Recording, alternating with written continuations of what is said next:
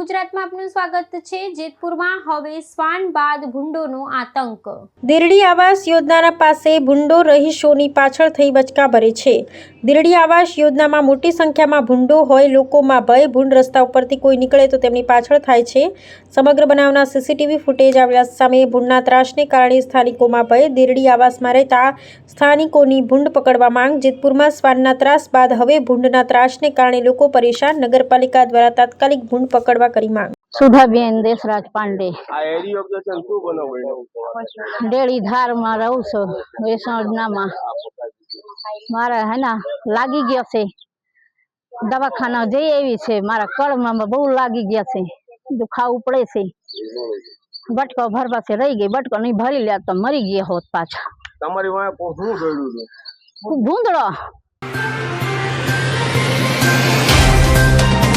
तो WhatsApp, Twitter, Facebook, Insta जहाँ भी आपका अकाउंट है, इसे शेयर बटन के द्वारा वहाँ पर शेयर करें।